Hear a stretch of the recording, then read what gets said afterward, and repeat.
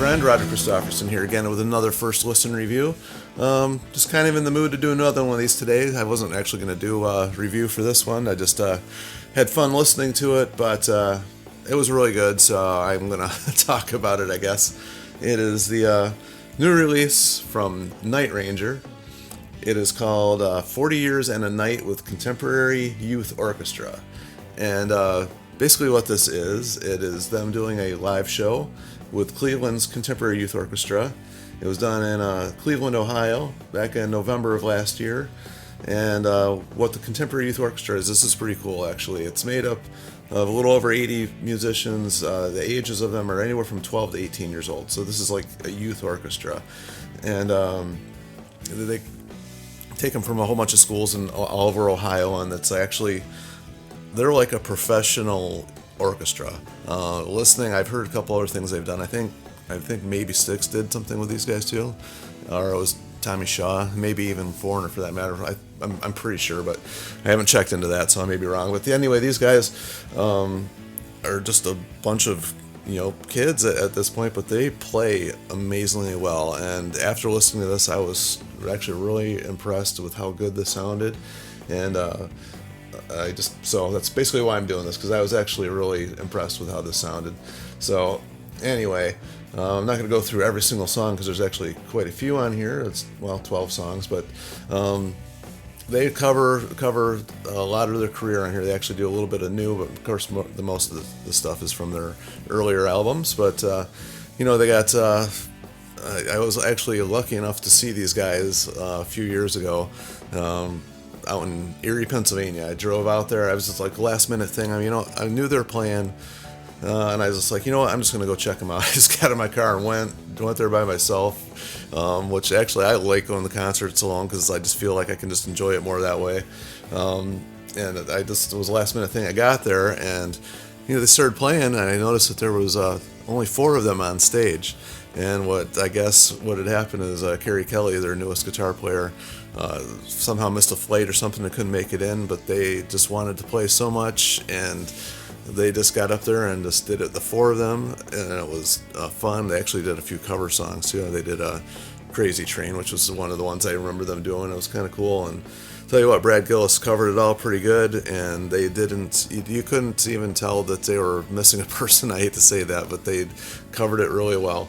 And but listening to this with Kerry in the band, did sound a whole lot fuller. So I guess I had the experience of seeing it both, or seeing it one way and then hearing it both ways. And with the orchestra in there, holy cow, does it sound full. I remember the first time I'd ever heard really anything like that was the Metallica thing that they did, the S&M album. And I wasn't sure what to expect of that, but when you heard that and you hear the orchestra with it, it just seemed like they added this extra dynamic to it, and it really worked well with Night Ranger. And like I said, there's a couple other bands that have done this with orchestras too, and a couple of them I've heard that haven't done so well. I remember Scorpions did one I didn't care for too much, and sure there's a couple others, but this one worked really well. They do a little intro here. It's a little snippets and stuff of the You Can Still Rock in America, and then it kicks into that song, and then they just go down through a whole list of hits. But they cover 4 in the Morning and Sing Me Away, which Sing Me Away is like actually really an underrated song. I really like that song.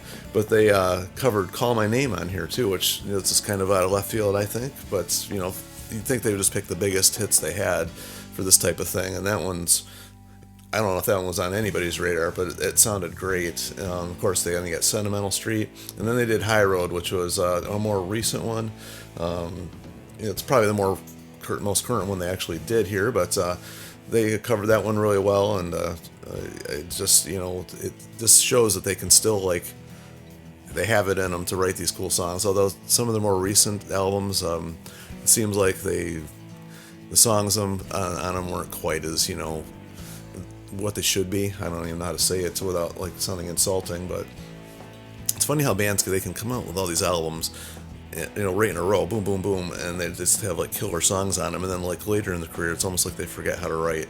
I think, that's kind of what's happened with them a little bit there in the middle, but their most recent album's actually really good, and got a little bit back of that fire back in them. But so anyway, that's the most recent one. And then they covered Night Ranger, which was cool. And they do this whole breakdown in it with a drum solo. In case nobody's ever seen them live, they get all of them playing drums on it, and it's a really cool, fun little thing that they do with that one. And then they have Goodbye, When You Close Your Eyes, which actually, When You Close Your Eyes sounded really good to the orchestra.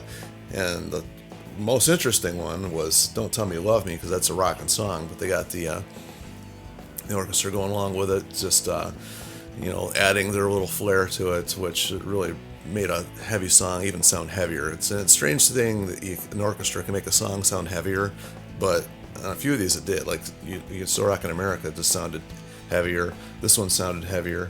Night Ranger is a heavy song. It added so much to it. And then of course they end the night out with Sister Christian, which kind of everybody expected, and it sounded great. These guys, and tell you what, playing live, this is a tight band. The vocals are on par. I know sometimes I hear Kelly Keggy singing on some other stuff, and he tends to go off, and I don't know, he's trying to sing like really bluesy, and it changes up the melody a lot on other live stuff I've seen him, and he didn't do that very much. He still did a little bit, but not as much as usual. Red played the solos amazingly well. He's just got such a cool style of playing, and it's just like the feel he has. Even though he does a lot of that stuff with a tremolo bar, he's kind of made that his like thing. He still doesn't lose any feel by doing it. He still can do that and actually have a cool feel for it. And the other guys are still top notch. They don't really show them off too much in this one, but overall, I really enjoy listening to it. So that's kind of like why I'm doing a little review on this one. It's almost like a greatest hits live kind of thing all thrown together, which most of the live albums are.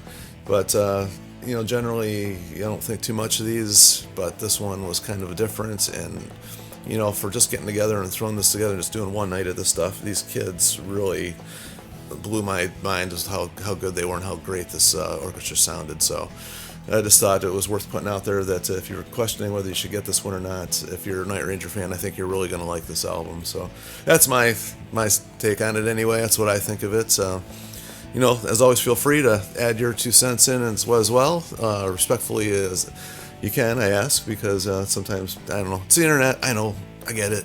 People are going to say stupid stuff, but whatever. Try not to.